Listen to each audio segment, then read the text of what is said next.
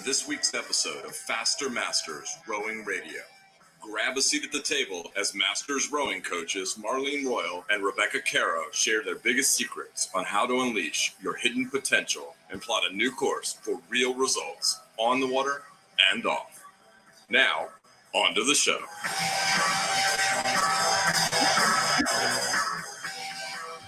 Well, hello, everybody, and welcome to another edition of Faster Masters Rowing Radio, where today we're going to talk a little bit about rowing genealogy and also Coxing Masters, which, oh my goodness, that is such a big topic. Now, kicking off first, Marlene, I want to ask, which of your ancestors rowed? Well, I had a few. First, my family, the Royle family, were part of the first family of Newfoundland. So some of them were Vikings who came over to the island of Newfoundland. And from Newfoundland, some of the Royals migrated west to Ontario. And my great uncle Alfred Royle was a member of the Ottawa Rowing Club before World War II. And as far as I know, besides the Vikings, he was my closest relative that rowed before I started rowing in Buffalo, New York. That is awesome. And what a first family. Like, I didn't know they had things like that. Mm-hmm.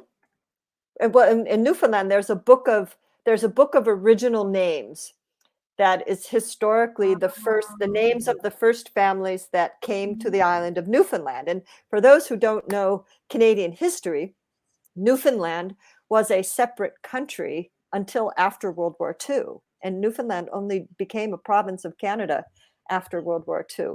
So interesting enough, every morning in St. John's in Newfoundland, they play the Newfoundland anthem on the radio. So. How very, very sweet. So my ancestor is a little older than yours. In my parents' house, which is a family house, they found in the attic an old oar, and it was one of those pencil oar designs. So they're very narrow. They called them coffin blades in the UK. And it actually has a little bit of tin wrapped around the tip, presumably to preserve it. And it's been painted. So, you know, it's an ornamental oar, and it commemorates my great-grandfather, William Douglas Caroe, W.D. Caroe, who, as an undergraduate at Cambridge University, won quite a few pair oar races. And the span covers, I think, 3 years. It records 4 separate races that he won with 3 different pairs partners. And he rowed for something called the First Trinity Boat Club. Now, Trinity College was and is the largest college in the university. And nowadays, the boat club is called First and Third Trinity Boat Club.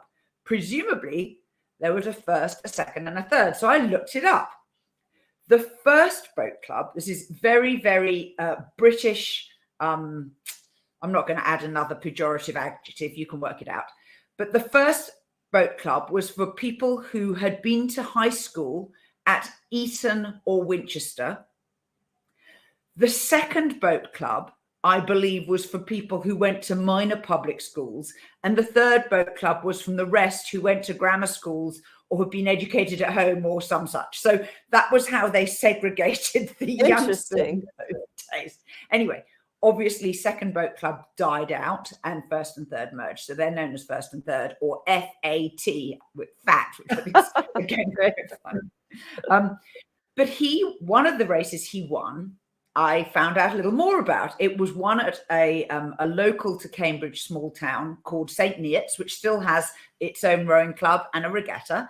And when my grandfather, his son, died, my auntie was turning out his house, as you do, and she found a solid silver medal with hallmarks, and it says it was St Neots Amateur Regatta from, I think, 1882, and it was for the winners of the ladies' plate competition, which was clearly a coxed 4 event, and obviously his name was in the winning crew. And she gave it to me. She said, look, Becky, you're the rower in the family. Why don't you put it on a ribbon and just wear it as a piece of jewelry?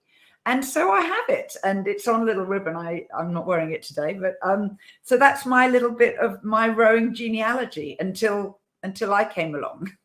Wow, that's amazing. And you know, when I started rowing, I started rowing in 1977, so it was quite early in North America for women's rowing. And when I started rowing in Buffalo, Westside Rowing Club at that time was the only rowing club in 1977. However, if you go back to the turn of the century, there were 11 rowing clubs in Buffalo, New York. And where we rowed is the Black Rock Canal, which is divided from the Niagara River. The Niagara River is the border between New York State and Ontario. And behind the break wall is the Black Rock Canal, and that's where the rowing club trains underneath the Peace Bridge. But at the turn of the century, there were 11 rowing clubs in Buffalo. It was just like Boathouse Row in Philadelphia. It was very vibrant, very competitive, a lot of competitions in St. Catharines, Ontario, and Toronto, and of course, all of the professional racing with Hanlon that went on in Toronto in the late 1800s. But you know, it was quite a rowing scene, and different clubs for different professions. And, you know, one by one, either the clubs went under or some of them burned down, and, you know, various clubs kept merging together. And, you know, Westside is still, you know, a very, very strong club. And they have actually 2 boathouses there for the Masters. Now they have the Frank Lloyd Wright boathouse that was built just for the Masters. Because Frank Lloyd Wright actually designed many houses in Buffalo, and they took the Frank Lloyd Wright boathouse design and put that in Buffalo. But when I started rowing, my uncle, who was Alfred's brother, still had his racing shirt, and he gave me his racing shirt from Ottawa Rowing Club from back, you know, in the late 1930s. So that was a very, very special thing as well. So I don't go around wearing it, but I have it. You can make an exception. We can get you to dig it out, and we can wear it on a special, like April, I think, is the anniversary of Faster Masters Foundation. So maybe we should get you to dig it out then. I don't know. We'll find something, right? I can dig up something. Don't worry. So now we're delighted to welcome our guest today to talk Coxing Masters, Kim Degutis. Hey, Kim, welcome. How you guys doing? We are good. Yes. We're always pleased to talk coxing because I'm the only person in this relationship who coxes. And when I cox, I have to sit on 2 inflatables because my sizable derriere doesn't really fit into the available space very comfortably. And I'm usually doing it because it's an emergency. So you're a real coxswain. Tell us a bit about you and how the hell you got into this crazy sport. I accident, really, but so my name is Kim Degutis. I'm one of the coxswains at the Riverside Boat Club of Cambridge, Massachusetts. This year I'll be serving in the role as an assistant coach on the water, helping out. So my coxing abilities and in-boat coaching are going to transition to the launch. Now, if you know anything about coxswains, we cox either in the launch or in the boat, and it's usually a seamless transition. So hopefully it's going to work out well. Presently attached to the men's side. We have 19 athletes on the team this year, so it should be a really fun and good time. How did I get into coxing?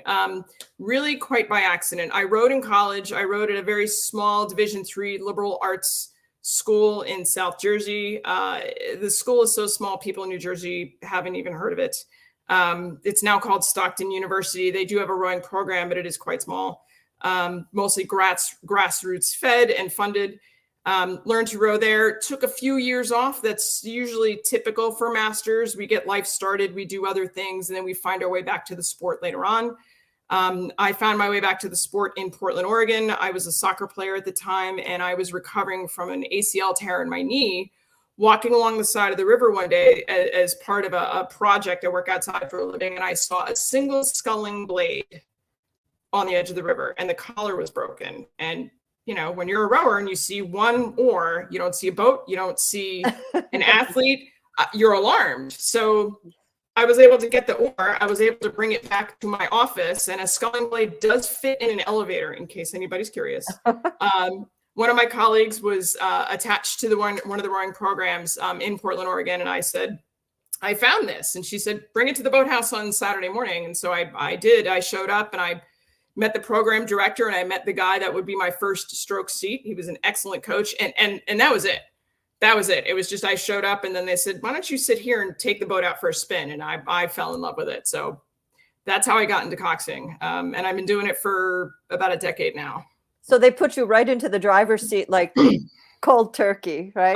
I said, hey, look, I said, I used to row and I've never done any actual real coxing. And they went, we're community rowing. We'll teach you. It's great. And the guy that I had as my stroke seat, he was an excellent teacher, excellent teacher. So for a number of years, about 6 years, we developed a really great relationship. And anybody that knows coxes knows that when you have that stroke seat, you develop that relationship.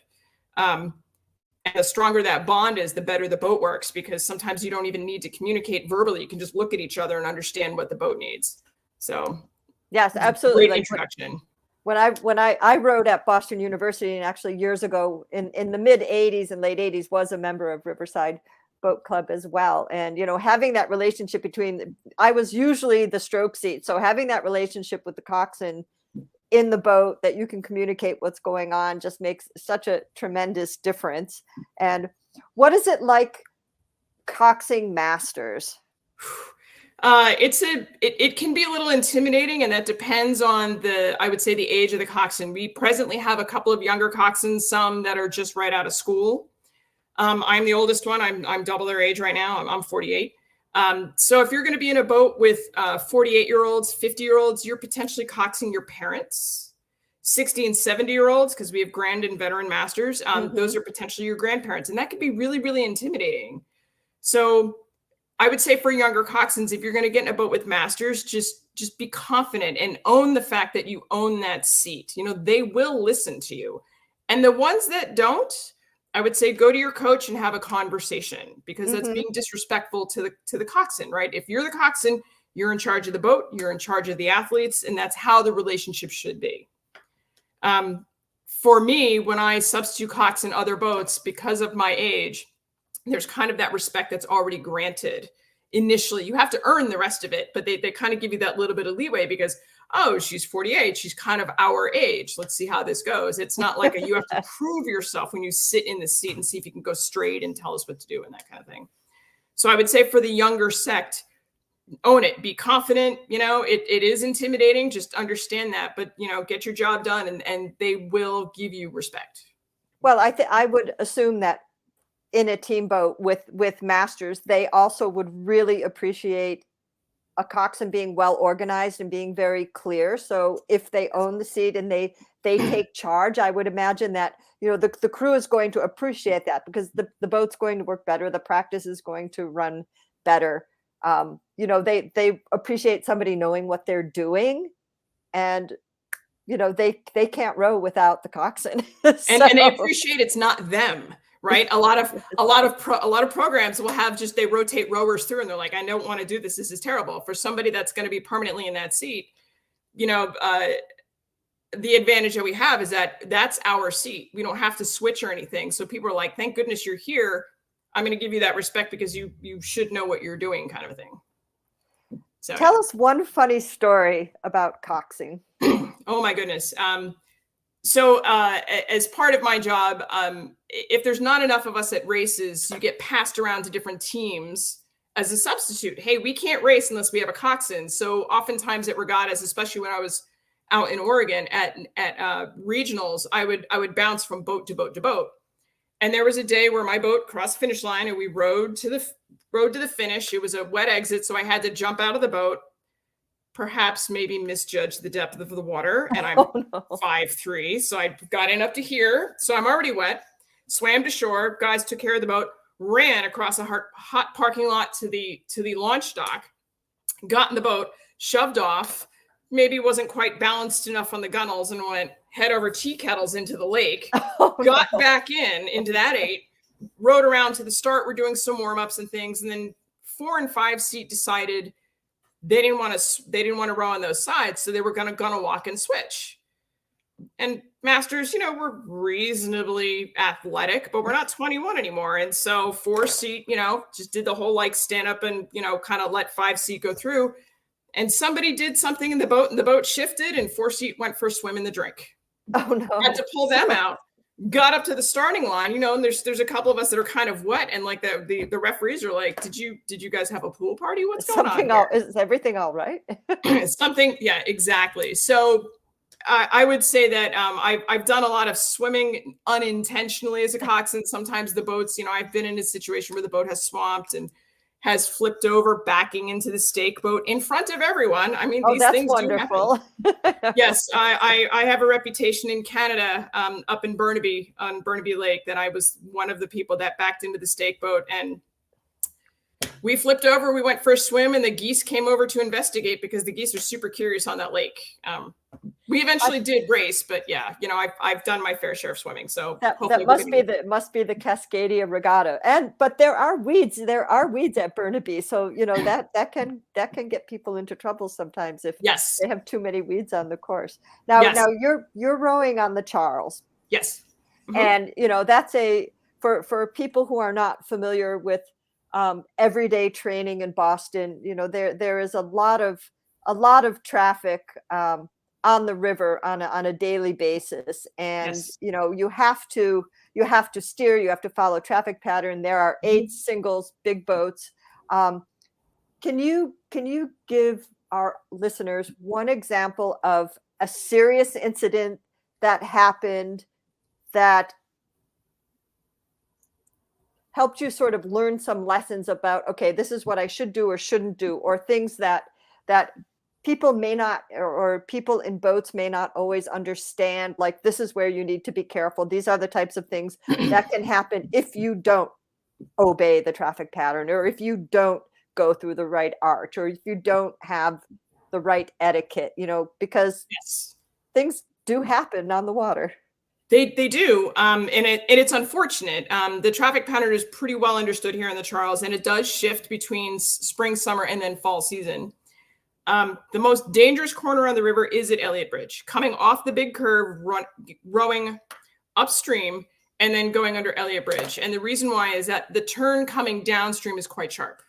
And so if there are boats coming downstream and they don't stay close to shore, they will veer out into the middle of the river. Now, if you're doing pieces for ahead of the Charles and you want to cut that line close in, there's no buoys to separate downstream traffic from upstream traffic. And if there's 2 boats coming downstream, because that does happen on occasion, it's a little bit of a blind corner. So if you're going into the corner at race pace, it could be pretty dangerous. And I've had instances where we've gotten really close to some rival clubs on the river, where they were perhaps maybe a little further out from shore than what they needed to be. And I was a little closer into the line because I was trying to practice my line.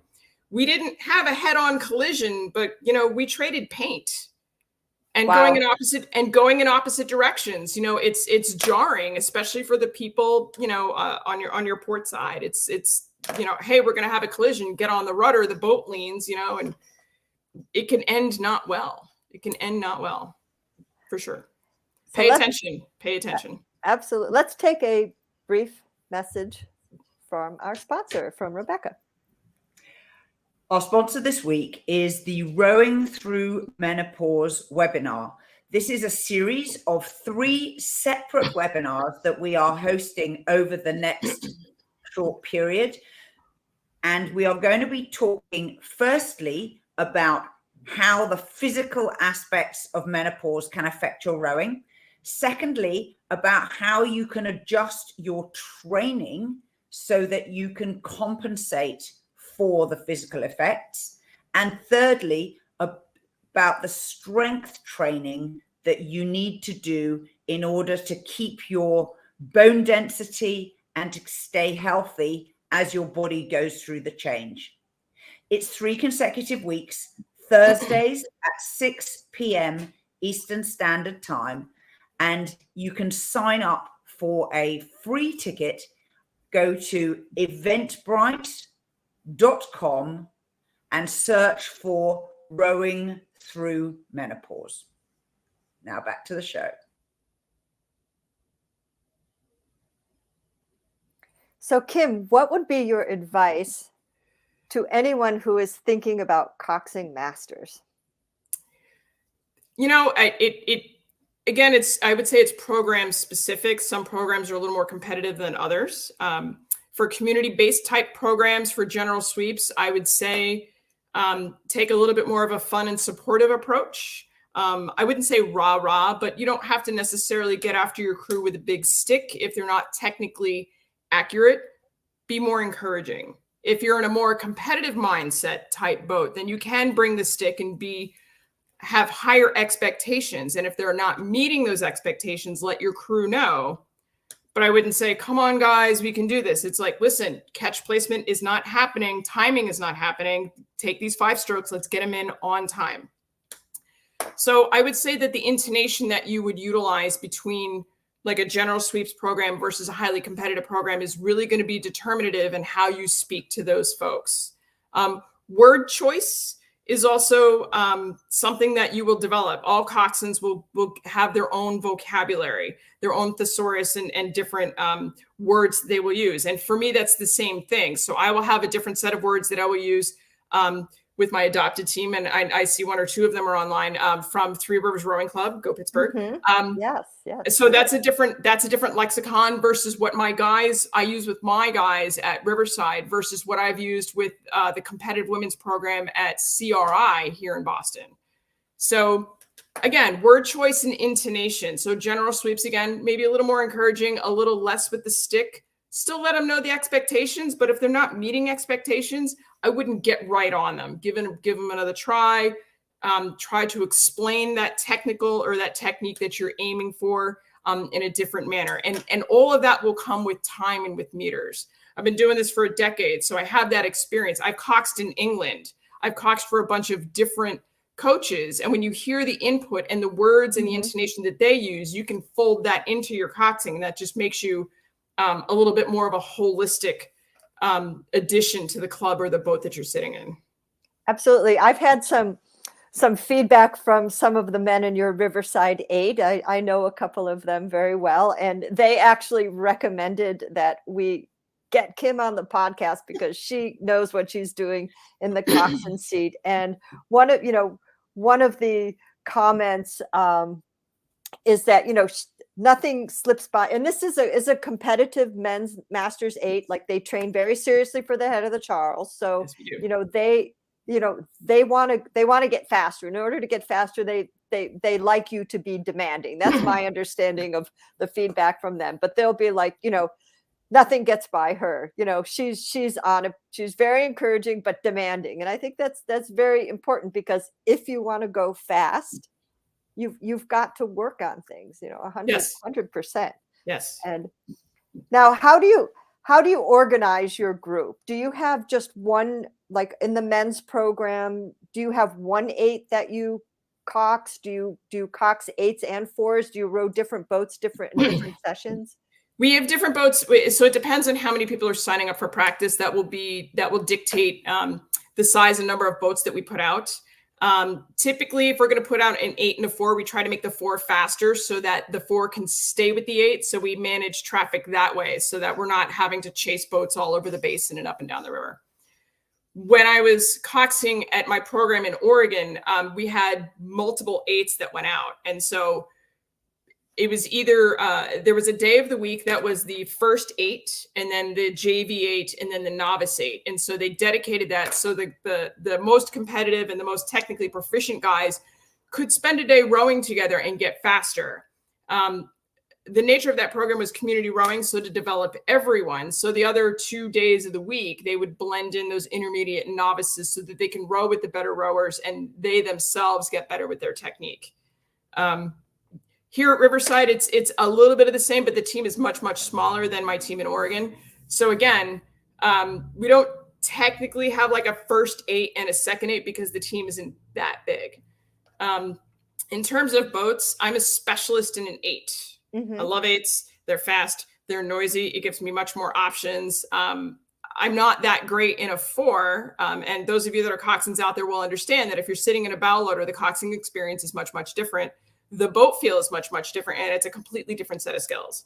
A very good friend of mine who's coming hopefully this summer, she's a specialist in a 4 and not so much a specialist in an 8. And so we've had this discussion of like, what differentiates you between boat class, you know? And again, it's that boat feel, it's that experience.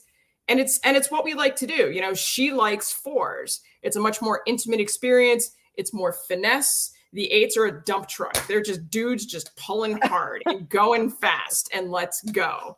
And I like that kind of thing. Big, noisy, just let's go. So, and again, you know, it's just based on signups, really. Early season, we might get an 8 out, but it'll probably be about 4s and that sort of thing, just to accommodate the number of people and number of seats that we need to put out. When it gets to be high summer, the numbers inflate a little bit. When it gets to be head season, it's insane. It's like I'm looking around for stuff that floats at that point. So, right, that's when everybody's getting excited. Now, when you have a new crew, and obviously masters men, masters women, but let's talk about masters men, can have very different levels of mobility and flexibility. Yes. And movement patterns. Yes. What do you focus on first? Let's say you have a boat, and like, how are you going to get these guys rowing together? First of all, because they may have very different ways of sitting on the seat, very different ways of setting their body angle. You know, you've got to get them all together somehow. So what is your go-to drill? Pause drills will really work well for that sort of thing. If I'm jumping into a boat, and what I've done is substituting into boats that are like rowing up to the start. So if you know you've got maybe 1,000 meters, 1,500 meters, that first 500, let them row together so that you can feel the boat, kind of see what everybody's doing individually, and you make mental notes. Is bow seat, are they late? Are they early? Is there a lot of backsplash? Are you washing out? Is somebody leaning outside the gunnels? Are they having an extended layback? Are they overcommitting coming into the catch? Everybody's going to bring their own little technical deficiency. You can't really fix that if you've just jumped into a boat. So try to get them to row together as a boat. So the first 500 meters, you're kind of observing this sort of thing. If I want to throw in a pause drill to kind of get that timing together, that is kind of one of my go-to things. And the other thing, and my guys will say this, is we do a lot of rowing eyes closed. Like, I don't care what you look like. If you and your technical deficiency makes the boat go fast, that's what we need. And I've heard this from many gold medal winning Olympians. Everybody's got a little flaw, but all those flaws coming together makes the boat go fast. That's the only thing we really care about. It may be ugly. Doesn't matter. If you cross the line first, that's the only thing that matters. So just get them to row together. Pause drills, it's a good thing. Eyes closed is a good thing, just so that they feel the boat and they're not trying to row individually. Just get them to relax and just go with the push, go with the flow. Well, I think that's a wonderful note to end on, that, you know, every crew has its idiosyncrasies. Every oarsman has their idiosyncrasies. And it doesn't mean that you can't make the boat go fast that way. You have to, like Jürgen Grobler used to say, you know, you need to coach the boat the way that boat needs to be coached to go fast. And you can't always stick to a model. We all know what the basics are that we need to cover, but I think that's a very good point of, you know, help them live with their idiosyncrasies, correct what you can correct, but, you know, go for the overall package deal, right? Betty White's, those are my friends from Pittsburgh for sure. My badass Betty White's. Excellent. I have been in some very ugly, technically ugly boats, and by open water, we've won races. So there's medals on my wall from those races. So it works. It works. Doesn't matter if it's ugly. If the boat flows and goes. Yeah. We've all rode ugly races like this. Yes. And this is fine. It's fine. Yeah, exactly. As masters, we're also often immobile. So Marlene and I have a message we repeat often, which is adaptations are needed for rowing masters. Much as we'd like to row really beautifully like the Australian Olympic team or Harry Maughan's crews, we can't always actually physically get into those positions. Ibuprofen and adaptation, I think, would sum up masters rowing very, very well. That's your t-shirt slogan. Yeah. Yes. Yeah. And right. And feel, you know, boat feel. And, you know, I was talking to someone recently, and Rebecca and I talk about this a lot. And the feedback from the coach was, try not to think so much and try to feel, you know, try to feel, and, you know, an 8 is a big, big animal. to blend together. You know, loads of fun when you're in a good one, questionable when you're in a not so good one, but still loads of fun. But thank you so much, Kim. I think this was a delight, and maybe we can catch up with you as we get closer to the head of the Charles. Or after wave the head of the high, Charles. wave high. I will be at Riverside or on the river somewhere. I'm around. So thanks very much for having me. It's been great. Awesome. Thank you. Thank you.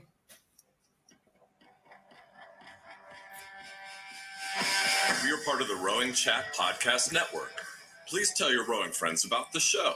And if you've learned just one helpful thing from today's episode, please consider supporting the show for as little as $1 per month by visiting fastermastersrowing.com/podcast.